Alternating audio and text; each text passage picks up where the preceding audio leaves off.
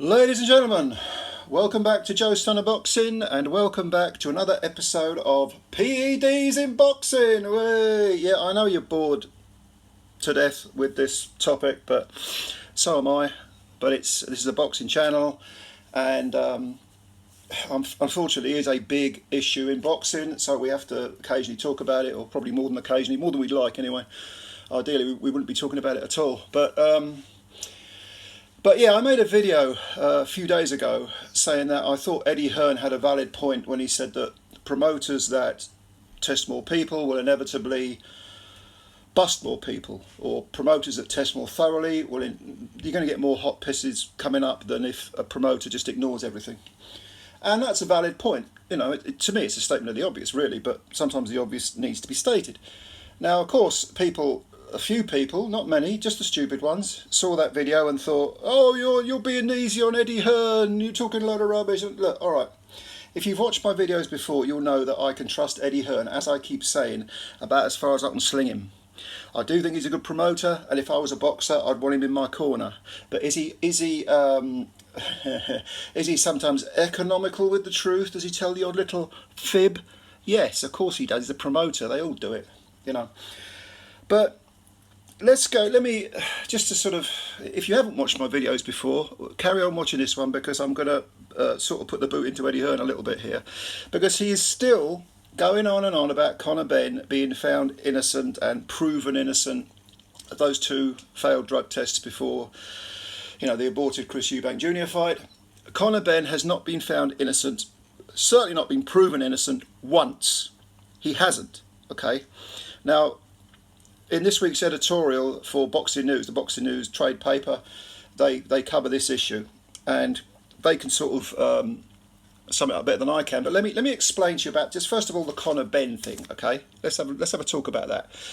Okay, the tests were carried out by VADA and therefore did not fall under the jurisdiction of UKAD. The NADP, National Association Drug. What's the NADP stand for? Well, National Anti-Doping Panel, excuse me, I'll start again. The tests were carried out by VADA and therefore did not fall under the jurisdiction of UKAD. The NADP's ruling was troubling, not because Benn's provisional suspension was lifted, but because it was lifted without any explanation for the failed test being heard. You getting this? Okay. If UKAD, and in turn the British Boxing Board of Control, can't use the results of a VADA test to investigate the possibility that a boxer is using drugs to cheat, then we have a problem, even worse than we have long presumed. Simply, if the original NAPD ruling is upheld, and that's the end of the matter, there seems little point in VADA testing any athlete in the country again. So if you're not going to recognise VADA's tests, okay, that they're not, we don't recognise them. That doesn't prove anything. It doesn't prove that Benn's innocent. It's just a technicality that gets Ben off the hook. Okay.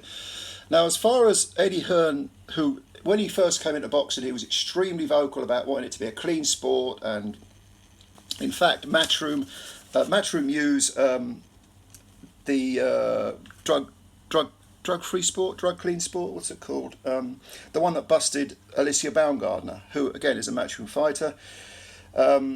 Drug-free sports testing procedures. Now, these apparently, according to this article, use the same laboratories and the same testing methods as VADA, but it's cheaper. And as Hearn puts it, it enables us to test for more fights for more of our money. Okay, fair enough, as long as it's thorough. I'm not going to quibble over the cost. But you have to look at Eddie's track record. Now, in December 19, when Anthony Joshua fought Andy Ruiz, this was over in Saudi Arabia. This was the rematch. He won it on points, but the promotion included 4 boxers: Dillian Whyte, Alexander Povetkin, Marius Vac, and Eric Molina, who had failed tests in the past. Okay, so that event came 6 months after Hearn promised to never work with Jarrell Miller after the American was caught using PEDs. And that of course was the fight that led to, was the test that led to Miller being disqualified. Andy Ruiz stepped in and knocked out Joshua. Now, you can't have your cake and eat it, I'm afraid. That there is such a thing as hypocrisy. And I mean, another example. This is the one that really rankles with me. Okay, in 2019, Matchroom promoted a contest between Whyte and Oscar Rivas 1 month after learning that the heavyweight had failed a test. Blah blah blah. Okay, so we know about that. Whyte was cleared, but 5 months later, after Julio Cesar Chavez Jr. refused to take a random VADA test ahead of his bout with Daniel Jacobs and was suspended by the Nevada State Athletic Commission, Eddie Hearn took that fight from Las Vegas to Phoenix, where Chavez was granted a license. Okay. Now, when the lines between right and wrong are blurred, it should be no surprise that those lines are crossed so frequently, says this article. The need for one set of rules has never been greater. Now, Eddie Hearn, if he is that serious about being opposed to drug cheating in boxing, you have to ask, why did he have 4 fighters on an undercard who have previously failed tests? And again, he's not doing anything illegal if they've got licenses and they've served their time or whatever, even if it's only 6 months, which, you know, technically, legally, he's not doing anything wrong. And he didn't do anything wrong by moving the Chavez Jr. fight to Phoenix from Vegas. But morally, is that a good thing? Does that indicate to you somebody who is morally serious, ethically serious about combating PEDs in boxing? I would have to say it puts a big fat question mark over Hearn's head, especially with regard, more recently, to the Conor Benn thing. Again, Conor Benn has not been proven to be innocent. No, he hasn't. Doesn't matter what Hearn says, doesn't matter how he spins it. And it's very noticeable that with the Dillian, Whyte and Baumgardner failed tests, he's been very, very subdued, very, very reticent to come forward. In fairness to Hearn, he does get in front of the camera and talk about the issue, which other promoters don't even bother doing. So, all right, we give him a little bit of slack for that.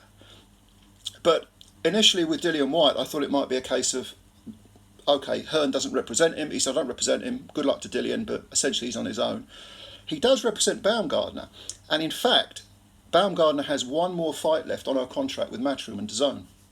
So even though there's been talk about, you know, and all sorts of that stupid conspiracy theory that Jessica McCaskill came out with, even though Hearn, even though, you know, people are saying that Baumgardner was looking to leave Hearn and DAZN and looking elsewhere, possibly being promoted by Jake Paul of all people, that's probably in light of Amanda Serrano, how well she's done with Jake Paul. Nevertheless, you would think Hearn would kind of, if he was going to sabotage her career, and I don't think he did, he wouldn't still have one. The failed test wouldn't come in with one fight left on the contract, because that throws a spanner in the works for DAZN and Hearn. So yeah, Eddie Hearn, he ain't Snow White. Is he the worst of a bad bunch? It's all much of a muchness, isn't it, really, when you think about it? But again, I mean, I wouldn't trust any of these people, but yeah, let's make it clear. If people are serious about combating PED use in boxing, they're not going to use legal loopholes. They're not going to get people off on technicalities.